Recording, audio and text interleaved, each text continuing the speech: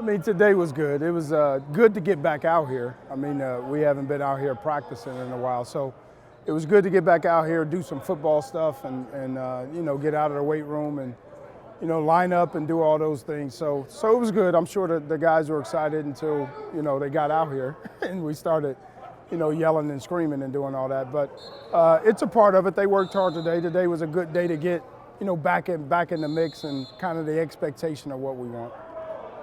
I feel pretty good. First day, you know, you always feel pretty good. You feel fresh. First week, you're always pretty excited, and it's the weeks to come that start to wear on you, and you really have to pick up the team morale and get everybody going. But you know, we've been switching around a bunch of guys. We actually do an individual period, and then we switch, and you know, guys change positions. So it's really a lot about what kind of our theme is, finding our 300. Really, what that correlates to is finding our best 11. And who cares what position you play? Let's make sure we find our best guys. How can you get them in situations when you're not in a game-like mode and get them in situations where you want to find out, you know, who's going to quit and who's going to sit there and grind it out? And that's one of the ways. And, you know, after a while, you do it for 10 minutes. It's really not about the conditioning part because you can only go 100% for so long. But you just give them simple commands, and can they follow the simple commands? And that goes back to execution on a play when you're tired in the fourth quarter and you need it.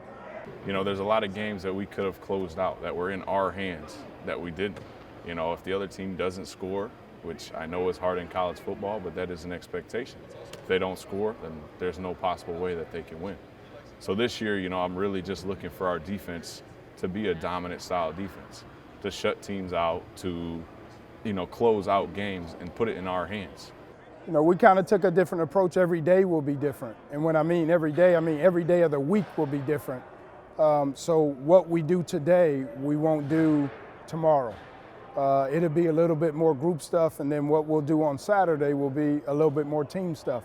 So it's kind of a progression of things instead of just sitting there just throwing a bunch of stuff at them, just really nailing it down and working on the fundamentals so they'll gain a little bit more every day and then put it together on the last day of the week. Knowing the game, studying the game, knowing what you're supposed to do, you know, because if everybody's on the same page, we'll be okay. And really being a freshman, you're young. You don't know the game as well. Most of the time you're not as physically, you know, mature as, say, a senior would be.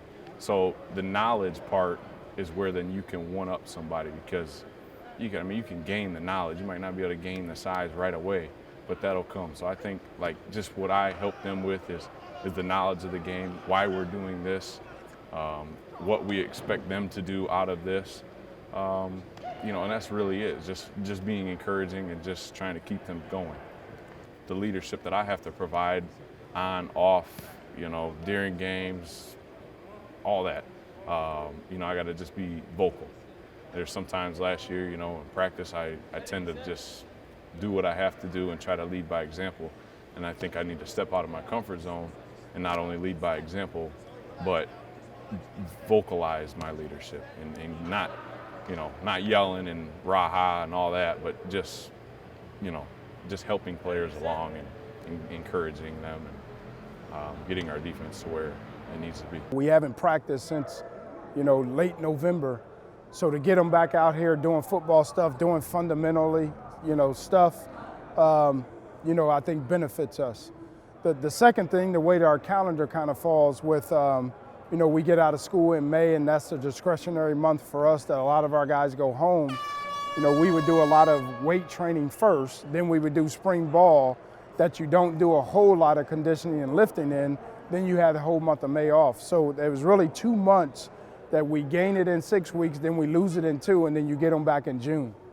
So now we practice first, get back out on the road, get back out on the field, and then we have 5 or 6 weeks of getting them strong, and then they won't lose it that much in May, and then we get them back in June. So also, if you get a guy hurt at this point in time, it's a lot longer for him to sit there and heal.